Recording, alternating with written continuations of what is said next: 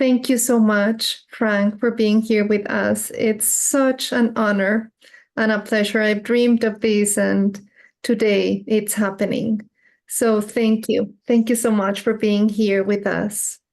Very happy to be with you and to be with the other participants and for us all to have a bit of a dialogue together. Beautiful, beautiful. So, as we all know, this is our closing session for the 7-step course. We've been in a week-long journey, and I hope that it has been helpful and productive and useful for your life and for your journey as well. And I'm going to share a little bit about our session today. We're going to begin with a brief meditation that Frank will lead us. Then we'll have some words by Frank on caregiving and compassion. Then we'll have a bit of a dialogue. I've had the joy and honor and pleasure and blessing to be with Frank on different retreats, and he's been one of my main teachers. So I'll tell you a bit more about him in a moment.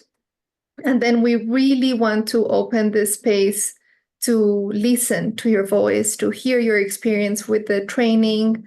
If you have any questions, any comments, or if you have any questions for Frank, that's why we're here for. So we will have more or less 20 minutes for inquiry and discussion.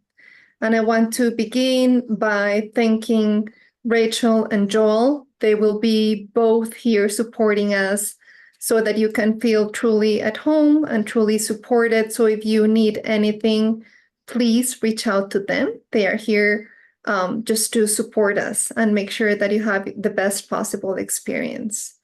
And we will be having some moments where the chat is closed and where the chat is open, so we can fully focus into what Frank is sharing. But when we open the discussion, we will listen from everyone and read the messages that you can share on chat. So to begin, I'm going to invite you to share on chat where you're joining us from. And if you are doing the training, if you want to share maybe a word or so of your experience with the training, your motivation to be here. So we do want to read you and know where you're joining us from.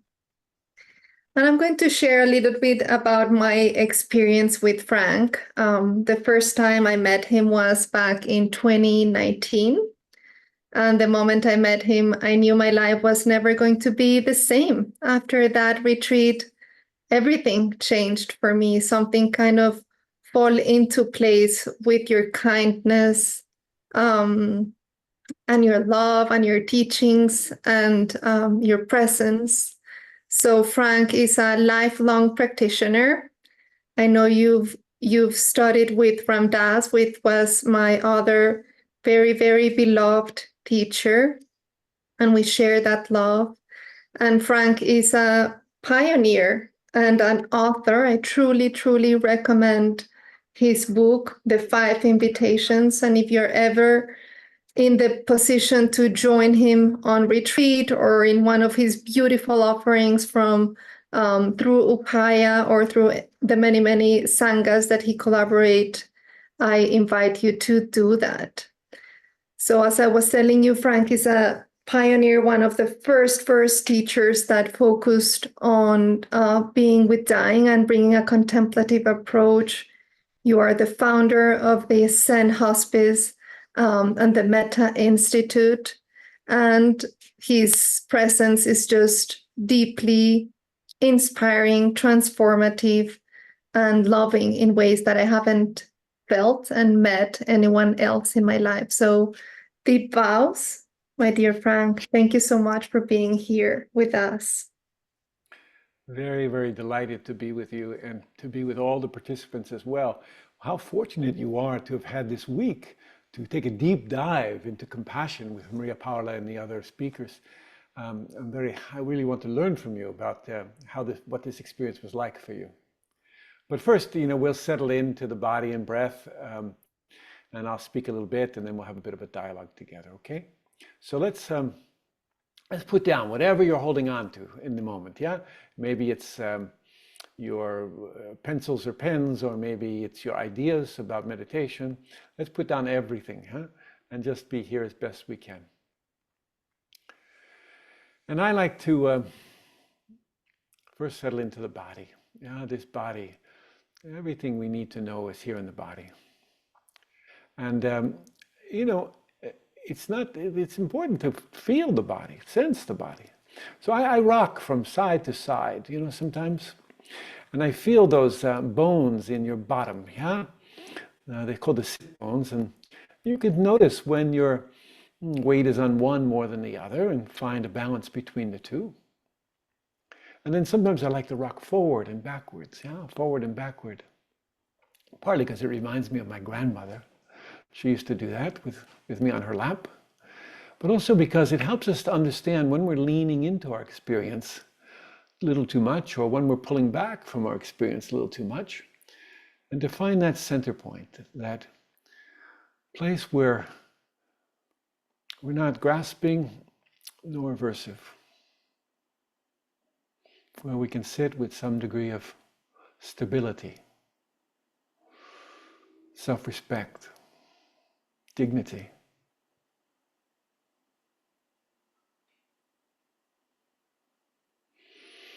And then I'm going to suggest that we open all the doors and windows of the senses, of seeing and hearing, of tasting and smelling, of touch.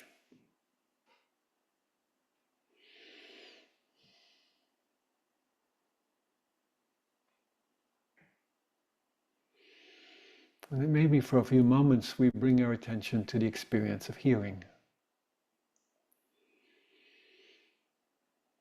Sound of my voice,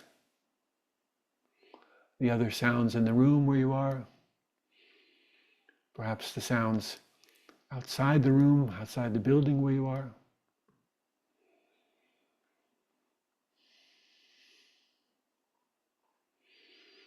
And letting the sounds come and go.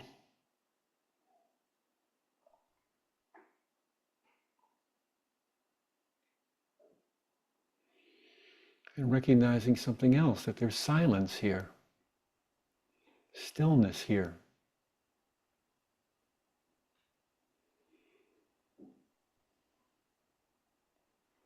And that the silence is undisturbed by the coming and going of sound.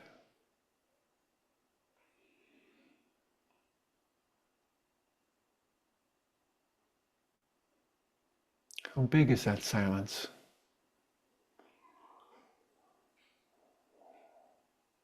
Does it live just inside your head?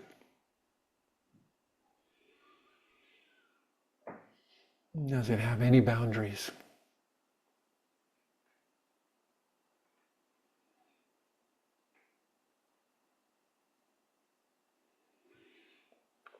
Aware for a few moments of the spaciousness of the silence.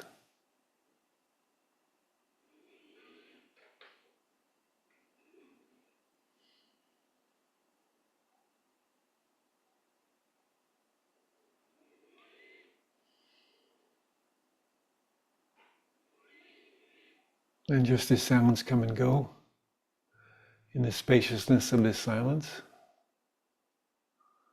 so do sensations in the body.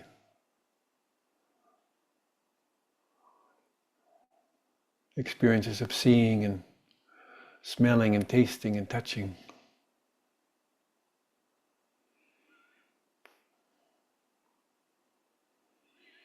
Large gross sensations of your body making contact with the chair, your feet on the floor.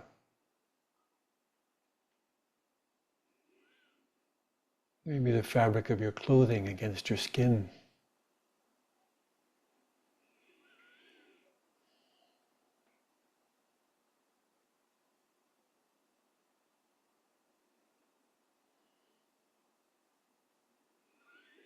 And there may be subtler sensations that are internal to the body. Some tingling or pressure, some throbbing or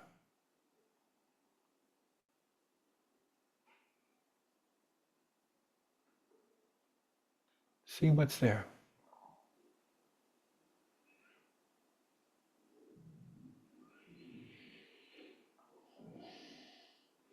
The sensations generated by the breath. Not just the flow of air through the nostrils or the mouth, but the whole body breathing. The way the ribs lift and separate on the in-barrel. The way the diaphragm expands and contracts. Maybe the shoulders roll as you breathe in.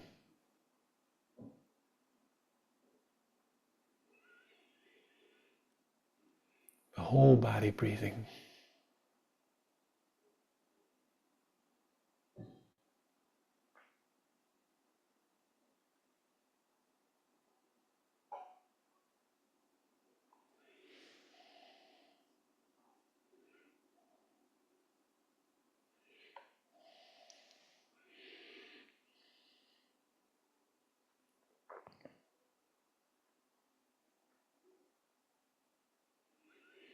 Let your attention be tender,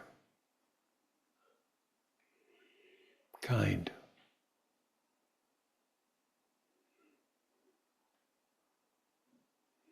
Welcoming,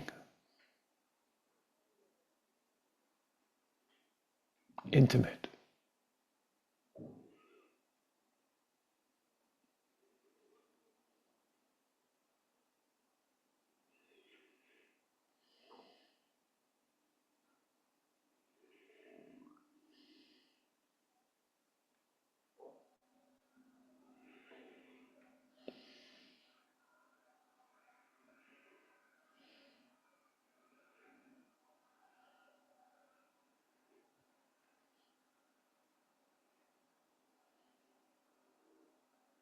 Settling into the stillness.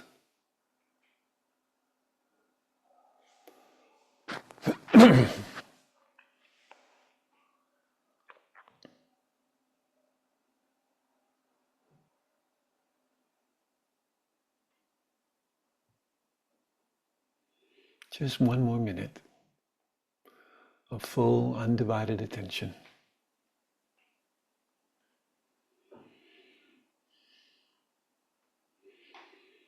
Kind attention to yourself.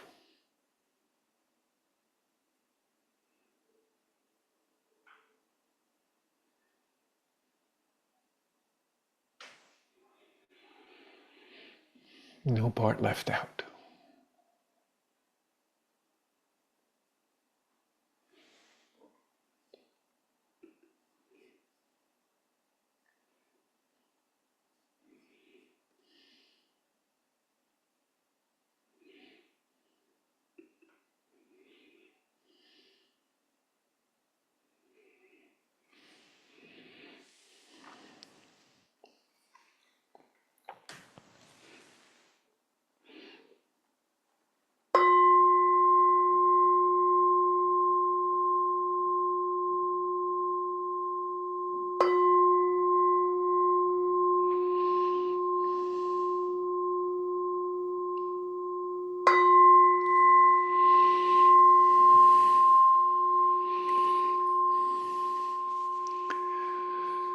Thank you for those few moments of practice together.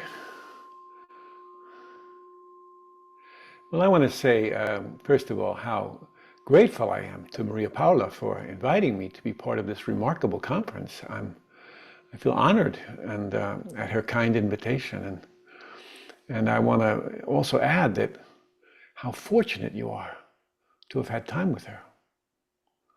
Because some of us can speak about these things, speak about the value of compassion, etc. But it's really different when it comes from someone like Maria Paula, who has embodied that teaching, who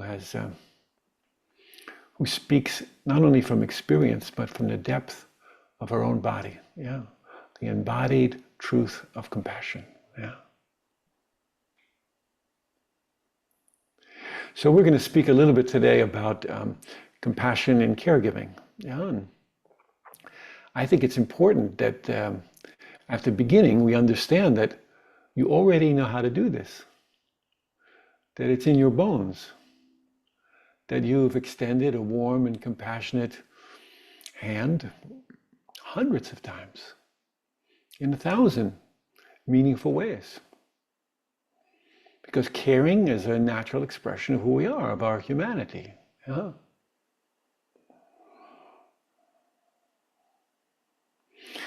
A few years ago, I was leading a retreat on compassionate care for a large group of doctors and nurses.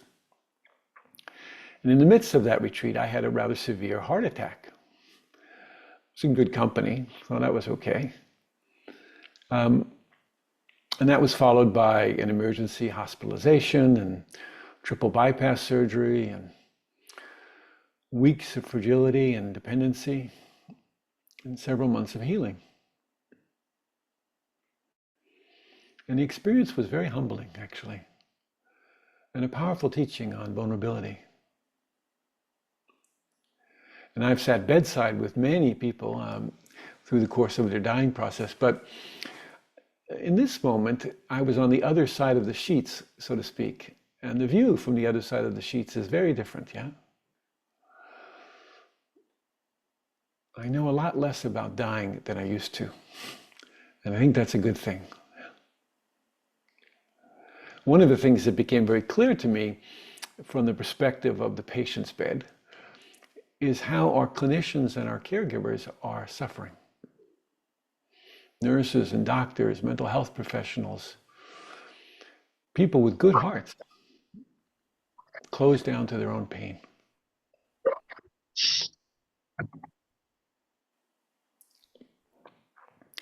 Driven, I think, ruthlessly by unrealistic expectations of the systems in which they work, not having enough resources, either financial or human resources. And so as a result, many of them employed coping strategies that had them ignoring their own pain. And in the process, some lost touch with their compassionate hearts, meeting their own discomfort with alienation and rejection rather than love. So I'd like to talk a little bit about all of this as one vulnerable human being to another. Yeah? I want to talk with your heart. I want to speak to your soul. And maybe together we can understand something about how we have turned this natural and beautiful and intimate act of compassionately caring for one another into a duty or an obligation or a series of technological tasks. Yeah? You know, I'm a Buddhist teacher, so I'm going to draw on the wisdom of that tradition, but please understand, I don't have any missionary zeal. I'm not interested in persuading anyone to become Buddhist. But I think there's wisdom in this tradition, and I want to speak to that a little bit. How in that tradition, compassion is inseparable from wisdom. They are the two pillars of the practice, the two wings that allow us to take flight. And whether or not we're Buddhist, we all know that attempts at compassion without any wisdom, well, they get kind of mushy, yeah? And attempts at wisdom without compassion, well, that gets pretty heady. Wouldn't you agree? So the teachings on compassion, they rest in the wisdom of our inseparability, our interdependence. And that is to say that each of us, everyone here on this call, is a unique manifestation of what we might call our essential nature, our basic nature, not separate from it, no more than waves are separate from the ocean. And I think this is important to understand about compassion, because without it, without this investigation, without this recognizing of this link between compassion and wisdom.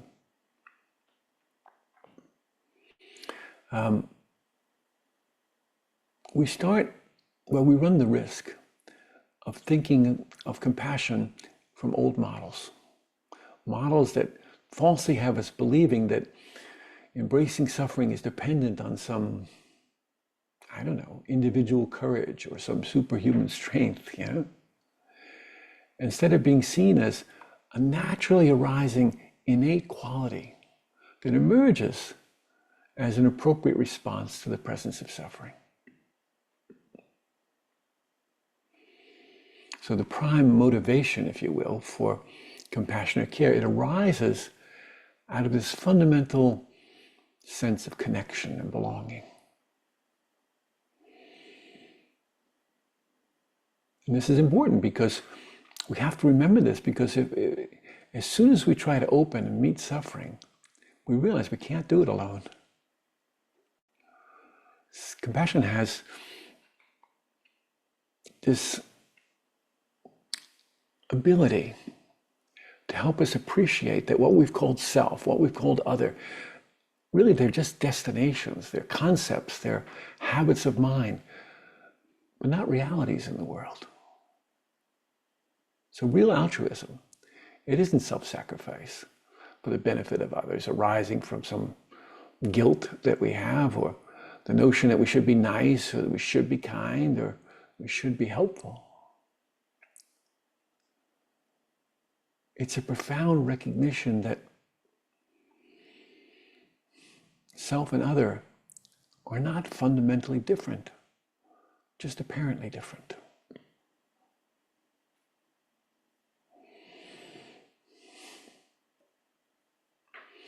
The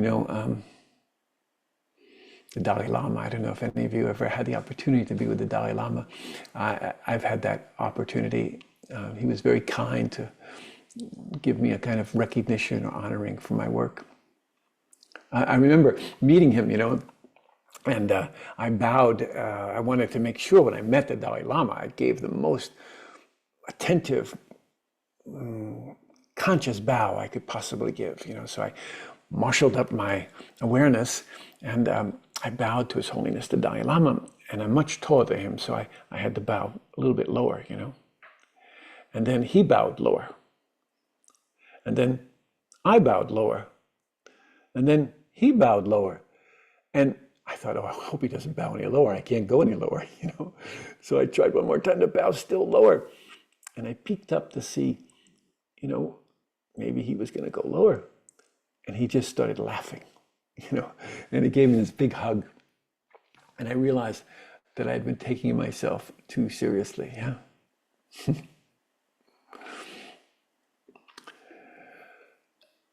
So the Dalai Lama, he's thought of as the embodiment of compassion. Wow. I mean, ever since he's been a baby, people have been telling him, you are the embodiment of compassion. And I think if, people had told us that, well, we might have been the embodiment of compassion, Colette might have been the embodiment of compassion, or Elizabeth could have been the embodiment of compassion, Anyhow, His Holiness once was speaking about all this, and he said, there is no denying that our happiness is inextricably linked, bound up in the happiness of others. And there's no denying that if society suffers, we ourselves suffer.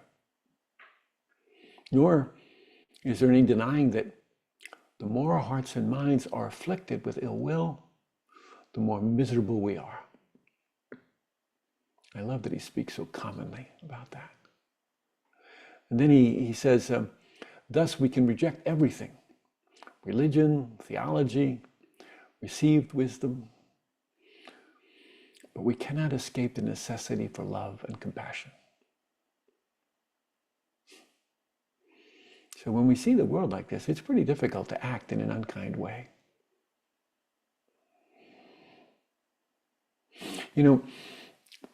If my left hand gets cut, I reach out with my right hand almost automatically, naturally, to care for it, I don't say, what political party are you, or Do you have health insurance?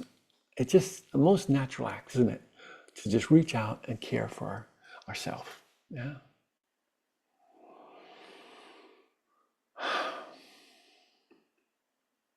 Buddhism has lots of lists and many distinctions about compassion. But generally, if we were to boil it down, we can understand that all forms of compassion belong to two categories. What we sometimes call absolute compassion and what we sometimes call relative compassion. So absolute compassion is vast and boundless, and it's a naturally arising love that's always been there all along. All of us have been held in that compassion at some point in our life. Though it may have been obscured for us, by conditioned habit or self-limiting ideas. But there's this absolute compassion that permeates everyone. And then there's relative compassion, right? That relative compassion is when we take action to do something to reduce suffering. We feed somebody who needs food, or we listen with our whole being, or we stand up for justice. And we're successful or we're unsuccessful. Maybe we choose a cause, for example, to propagate more mindful and compassionate care of people who are ill or dying. We devote our whole lives to it, as I have. It's a never-ending project. But relative compassion, it wears out if it isn't grounded in absolute compassion. Without absolute compassion, our relative compassion gets forced, and we feel tired and angry, and we get attached to results, and we get ticked off if people that we're helping aren't grateful enough. And at the same time, relative compassion, it needs this absolute compassion, right?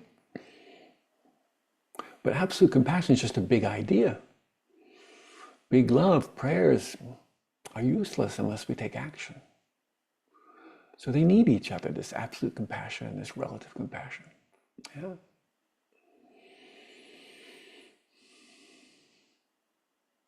Compassion, as I'm sure you've been learning in this week, it's the profound aspiration to bring an end to suffering. And that again rises out of some kind of radical connectedness that we naturally wish for beings to have freedom from suffering.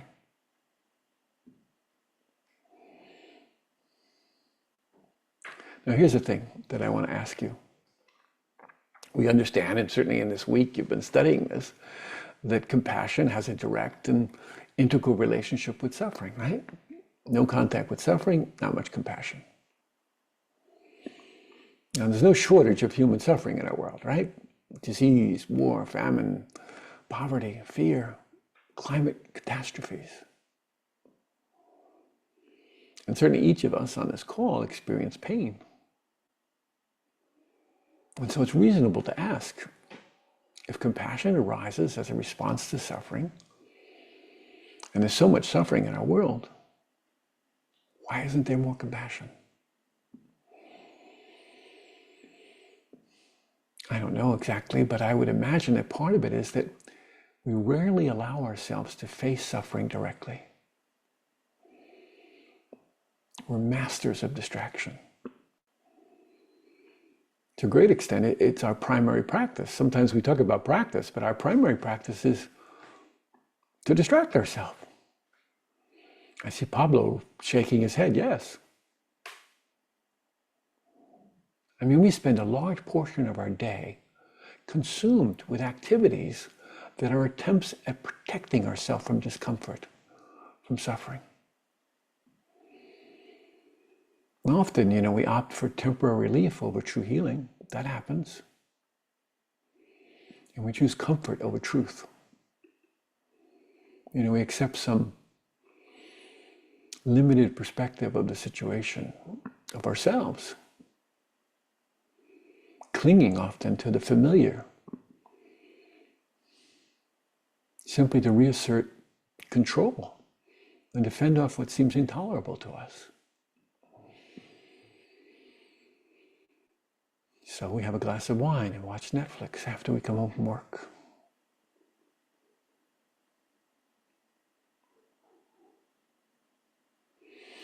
And what I'm trying to refer to here is what I sometimes call helper's disease. Yeah?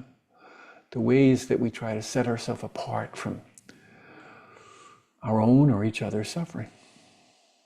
And we do it through pity and roles and protocols and professional warmth sometimes, or even our charitable acts. I'll just write a check.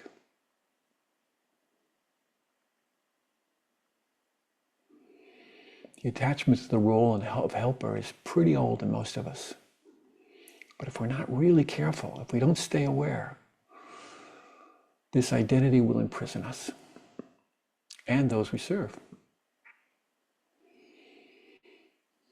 Hospitals and hospices and even the therapy room can be taken over by a fix-it mentality. They become environments of expectations, and there's a protocol for everything and a plan to move you through the anticipated process. And some of this is great, you know. I wouldn't be alive if there weren't those protocols. However, sometimes the emphasis is future-oriented. And immersed in such conditions, it's very difficult to stay present. When I was in the hospital, and I've been there many times now, everybody was fixated on the future. You know, they'd come into my room and they'd say, how you doing? And I'd start to answer and I'd say, pretty lousy today. And they'd say, well, you'll be better tomorrow. You know, really, you're really getting better. And this wasn't just from the nurses and doctors. This was from my friends as well. And this is my work, right? To stay present, to be with suffering. But when everything is focused on the future, it's hard to stay present.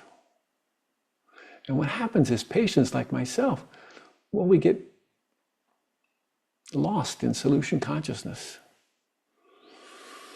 And we join with the predominant mindset, evaluating our current state by some external standard. And for me, that was a hell realm. People came into my room, but they didn't really ask me how I felt. They asked me where was my pain on a scale of 1 to 10? Or did I have a bowel movement? Or was I doing my breathing exercises? I was touched all the time. But rarely was that touch felt as healing. Mostly I was monitored. And I'm sad to say that some of the people who came in my room, they had more of a relationship with the machines that they brought in than they did with me. Now, this is not to blame the clinicians. The staff was unmercifully driven by tasks and expectations. And they often were swept up and overwhelmed themselves. And many adopted this sense of resignation, I'd say. And they functioned from a disconnected way, you know, kind of disconnected sense of, I don't know, professional warmth, I suppose. Too often, caregivers amplify a patient's fear or exacerbate the condition of confusion by focusing only on problem solving. And soon, a patient like me loses contact with their own resourcefulness. And gradually what happens is the person disappears and only the problem remains. So without compassion, caregiving becomes a series of mechanical and technological efforts that exhaust everyone and heals no one. In the chaos of illness, one calm person in the room can make all the difference. Some of you know the great humanistic psychologist Carl Rogers. I had the great pleasure of spending time with him. His daughter and I, excuse me, his granddaughter and I ran a preschool for a while. And Carl used to come and play in the sandbox with the kids. And so I got to hang out with him, and I learned a lot from him. And I've carried a quote of his around for years in my back pocket. And he said, before every session, I take a moment to remember my humanity. That there's no experience that this man, this woman has had that I cannot share with them. No fear that I cannot understand. No suffering I cannot care about.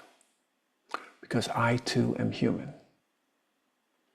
And no matter how deep their wound, they do not need to be ashamed of it in front of me. Because I too am vulnerable. And because of this, I am enough. And whenever their story, they no longer need to be alone with it. And this is what will allow the healing to begin.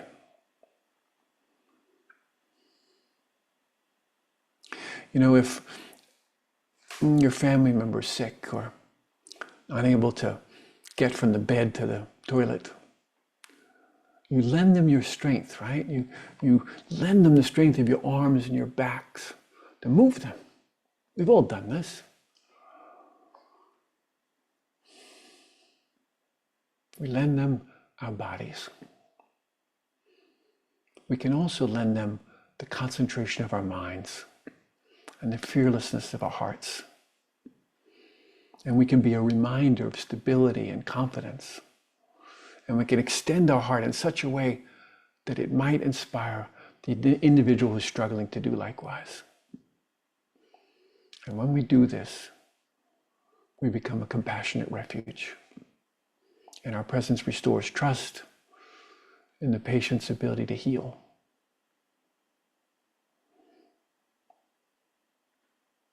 But when we're wedded to the role of helper, just fixing the problems without attending to the whole person, we may inadvertently encourage that person to see themselves as broken. Whereas when we can attend to this person's intrinsic wholeness, we can be a portal to a larger possibility. And if we're caregiving for someone, whether it's our family member or our friends, or it's part of our professional role, we need to be portals, not just problem solvers. Yeah? This is compassionate caregiving. All right, I don't want to talk on too much. I want to have some time to just visit with you, yeah? And so I want to take the remainder of our time. First, I'll talk a little bit with Maria Paula, and then we want to open it up to all of you so that we can have a dialogue together, yeah? About this experience of compassionate caregiving and what gets in the way, yeah? So Maria Paula, maybe there's something you want to add to this. Well, I'm so glad you shared Carl Rogers' quote. I had that on my notes, and I am so glad you talked about us as portals and compassion as that potential ability to hold our wholeness or others' wholeness when they're not aware of it. And I'm really into this aspect of the sacred and healing potential of compassion. So for me, you are that. I remember in our last retreat telling you you were like a gatekeeper for me in terms that I could see more than that is there available in my own experience through your teachings and your embodiment. So thank you. I'm just deeply, deeply grateful for everything, every word, every teaching that you just shared. Well, thank you. It's kind of you to say, but you know, if these teachings landed for you, Maria Paula, it's because you understand them. There's some part of you that gets this. And I think that's why people are on this call, because they have some hint of it already. It already lives in us, you know? And really all we're doing here is waking it up. You know, we're reminding each other of what we already know. Yeah. Mm. Beautiful. And I do believe that we're all caring for something or someone, even if it's like broken and forgotten parts of ourselves. So coming together to like the art of caregiving through compassion for me is the way to move forward, because we might be neglecting or even harming ourselves with that subtle violence, and just knowing that we can reclaim that innate ability that we have for caring and for loving. Yeah. And what you just showed us. You know, after I had this heart attack, and I've had now several of them and a couple of strokes, so I'm a mess, you know. You're not. But a very famous Tibetan teacher called me up. I won't say who. And I knew this person had had heart attacks. And so I thought, oh, he's going to give me the tool. You know, he's going to give me the key to the city that will help me understand how to use this experience of illness to help me awaken. And so I couldn't wait for his call. So he called me up and to sort of cheer me on. And I said to him, how did you deal with all this depression that comes with heart attacks and the confusion that happens with strokes? And I'm just, you know, I want to know, you know, how do I deal with this? And also sometimes the beauty. And there was this long pause on the end of the phone. And then he said, well, I thought it's good to have a heart. And if you have a heart, you should expect it will have problems. And then he told me to rest more, and he hung up. That was it. No esoteric teaching, no special meditation practice, just that, you know. And afterwards I thought, wow, I felt a little gypped, you know. But then I thought, you know, he's right. You know, if we have a human body, if we have a lifetime like this, we should expect it will have problems. Yeah? I mean, who told us it would be otherwise? And so if we have this, you know, a troubled heart in some way, either physically or elsewhere, it's important to pay attention to it and to recognize how it can open us to the kind of compassion that we're speaking of here. It's worthwhile to go toward our suffering as opposed to trying to avoid it. Yeah.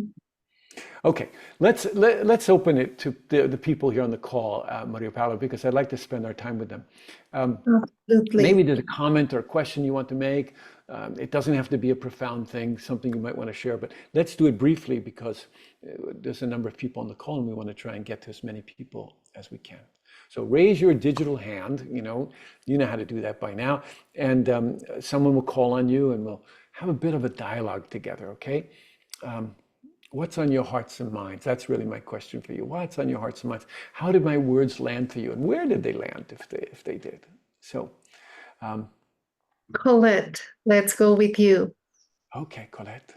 I am both a caregiver and a care receiver. Several years ago, my mother, who's in her 80s, had hip surgery, and I was her caregiver for 2 weeks at her home. And as you're talking, I realized that I was so task focused that I didn't stop to see the humanness of her, to see, you know, not only is this my mother that I have a duty to care for because I love her, and I do love her and like her, but that I was so task focused that I didn't stop to just be heart to heart with her. Yeah. Well, beautiful, Colette. Thank you for reminding us of that, because that's so for a lot of us. We get, you know, we're trying to relieve the suffering and we think the task will help, but really it's important to attend to both task and relationship, yeah? And to find a balance between those two, task and relationship, as you're suggesting to us now, yeah? I mean, many of us are task focused and we're really good at it, you know, and goodness, that's wonderful. And some of us are just relationship focused. You know, we're so busy with the relationship, we forget to do the things like empty the bedpan. Yeah. So really bringing these two together is really what's essential. And thank you for reminding us of that. Well, I think you reminded me. Oh, good. Well, here we are. Here we are in mutual service to each other. Thank you. All Thank you right. so much, Colette. Who else has got their hand up and would like to visit for a moment? It doesn't have to be a question. It could be something that you want to add to this mix, or as Colette did, speak about her own personal experience. Yeah. What's on your hearts and minds? Yeah. And I see Tina. Please go ahead. You can unmute yourself. Hi, Tina. Oh, Tina, Oh, you're still muted, I think. There you go. Can you hear me Perfect. now? Okay. Now, perfect. Yeah. Yes, I've heard you before, and I really appreciate all of your wisdom. And I Uh-huh. guess that my comment and my sort of contemplation lately in working with some folks who are transitioning is that how do we know sometimes that what we are feeling is true wisdom, or whether our mind is sort of believing that it's wisdom because we want it to be so badly? Yeah, yeah. What a great question, Tina. Well, you tell me. How do you make that distinction sometimes? What do you notice?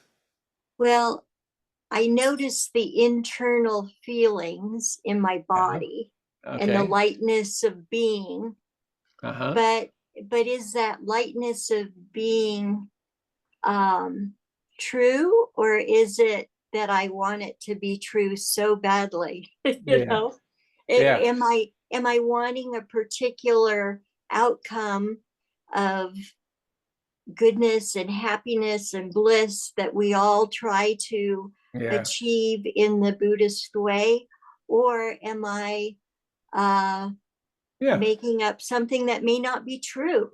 Well, great. Really great. So, how do you make that distinction? That's a good question. Yeah. And I think I trust the body a lot, Tina. I really trust the body. It pretty much always tells me what's going on. And oftentimes there can be like when you're attached to the outcome, you said, you know, there can just be a subtle clinging in the body, you know, or tightness, so kind of a little push maybe sometimes for one kind of experience. I can hear it in the tone of my voice also, you know. Sometimes I'm pushing for a particular outcome, like a good death, for example. I've gotten allergic to the term good death, you know, Tina, because I think I think dying is hard enough, right? It's really hard to do, probably the hardest thing we'll ever do in our lives. And if we're also trying to meet someone else's agenda about how we do that, wow, that's really hard. Yeah? So listen to the body. I'd say that's the first thing. And listen to the tone of voice that's there. And see if that tone of voice has got some push to it, some criticality or some expectation. Yeah.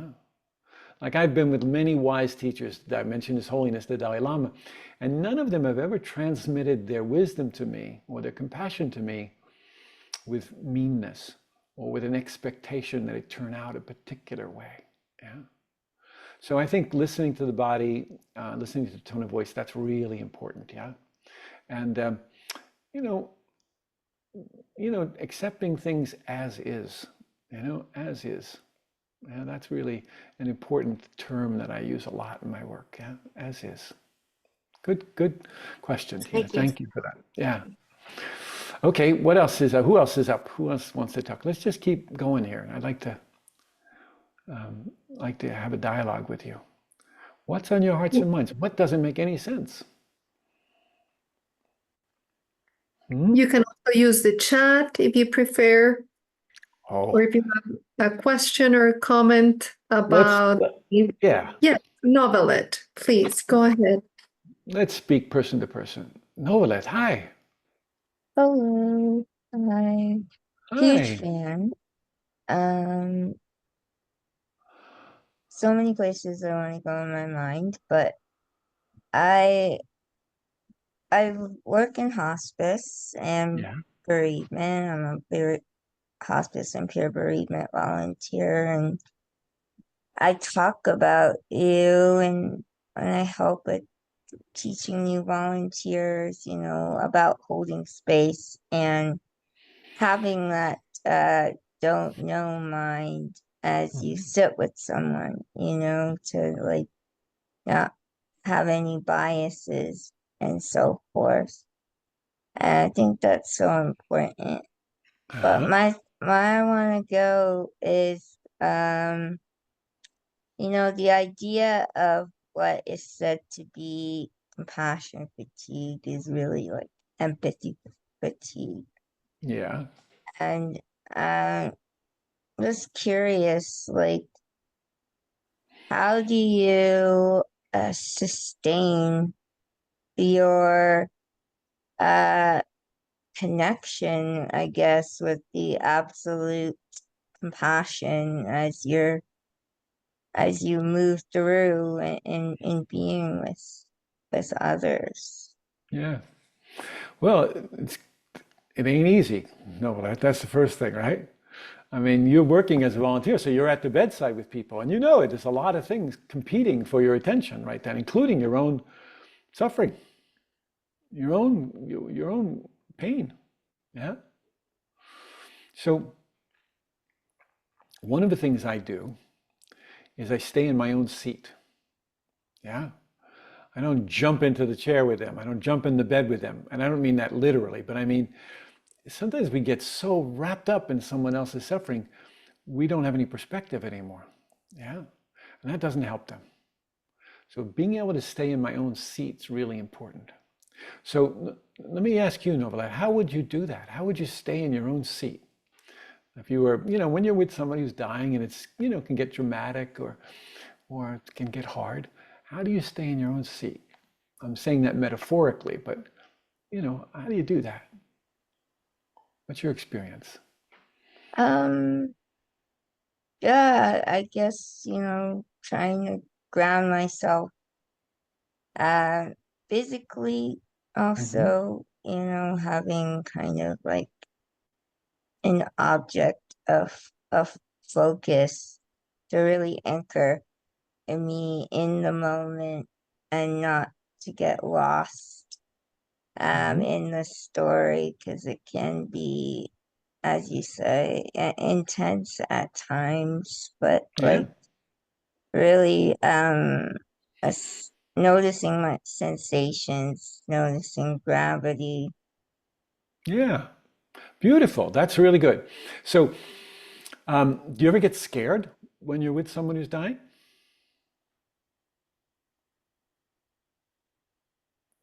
Yes. Yeah, me too. But I've noticed something over the years. Maybe you've noticed it too. If I'm sitting down in the chair, I'm less likely to run away. It's harder to run away when you're sitting in a chair. Yeah. So the things you were just telling us, kind of grounding yourself, sensing your body, you're feeling your feet on the ground. That's a that's a way we sustain contact with something that's larger than ourself, but also includes ourself. That's the way I speak about it. That takes religion out of the picture. Yeah. Something larger than us that also includes us. And all of us have some sense of that, right? So, no, let me ask you, have you ever had that sense of something larger than me that also includes me? I mean, people get it in different ways. They get it in religion, but sometimes they get it in nature or they get it, in relationships. How do you get it? How do you get a sense of that? Yeah, that's a good question. I I guess just in my own, like, we all have that wounded healer uh Hmm. scenario sometimes. And so I'm just my way of coming to the work, my own history with loss, Yeah. and just like that connection that, brings me in this one place to be with this one person in all these series of events that has put me in this moment, kind of thing. Yeah. So there's a whole history that's contributed to you being here and now, even here and now with me, right? So something about recognizing all of that has contributed to this moment. It helps us to have a bigger perspective, a bigger sense of, what's contributing to this moment. Yeah, that's one of the ways we touch the absolute compassion. Yeah, something bigger than us. Yeah, but also, you have to be mindful, right? Because your history of pain and etc.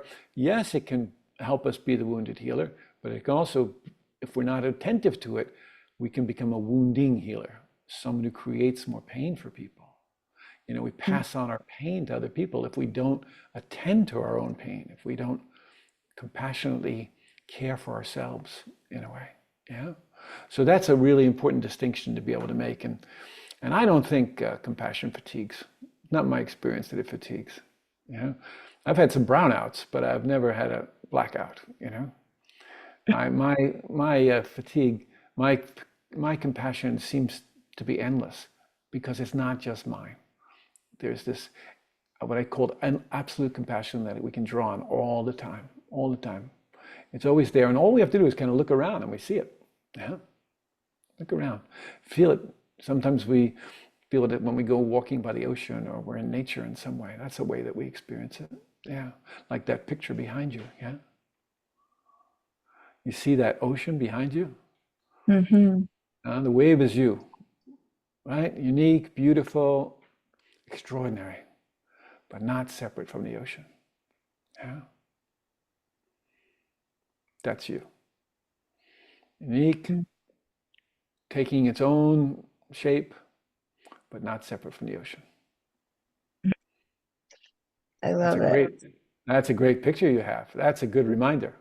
You ought to look at that photo every time before you go to the hospice. Remind you of what absolute compassion and relative compassion look like. Appreciate that. Thank you so much. I appreciate you. Thank you. Thank you both. You're welcome. Thank you. Thank you so much, Novelette. And I'm aware of time. Yes. So we do need to begin closing our session. First of all, deep, deep vows, deep gratitude to you, Frank. I feel like we've been just blessed and bathed by your clarity, by your wisdom.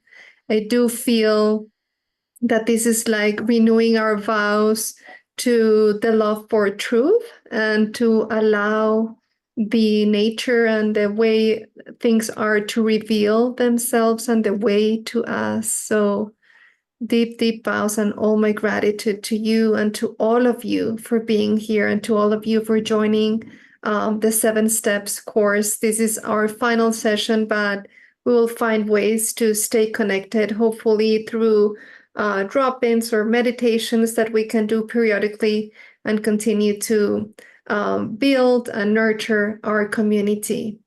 And we're going to share some links on chat if you want to learn more about Frank's upcoming events. And if you want to order his book, you can go to his website, or you can really find this book anywhere in the world. We have it also in Spanish, the 5 invitations. If you don't have it yet, you'll love it for sure. And I'm also starting a compassion cultivation training program soon. I have one in English, one in Spanish. If you want to continue and deepen your journey, you're more than welcome to join us. And just a quick reminder that this course was created Dana-based, donation-based.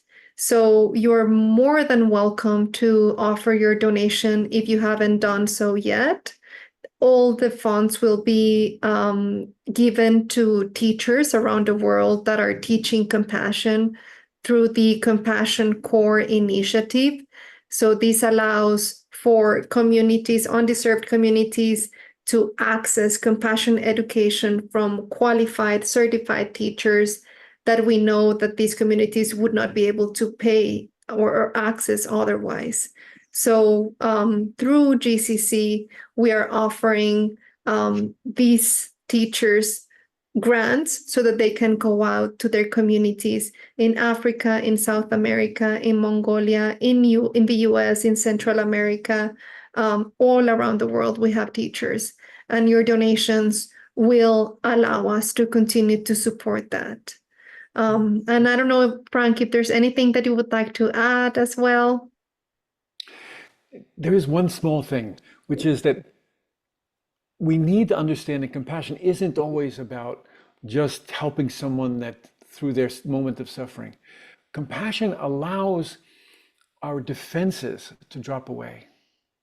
And when our defenses drop away, we can see more of the truth.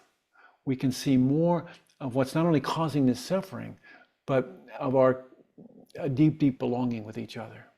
And so a deeper understanding of compassion is how it reveals the truth, not just how it helps to eliminate or reduce suffering. Yeah. So please recognize that compassion allows our defenses. It allows the walls of Jericho to come falling down, and then we can see the truth of our experience. Yeah. So that's. Thank you. And it's lovely to see old friends and new friends here. Alem, lovely to see you. Susan, Maria Paz, Colette, Nabolette, Natalia, Tina, Barbara, everyone, warm welcome. And thank you so much for joining us. And thank you, Rachel and Joel, for making this possible. Thank you. Deep bow. And we can open our microphones to say goodbye, and we will meet again for sure. Bye-bye. Thank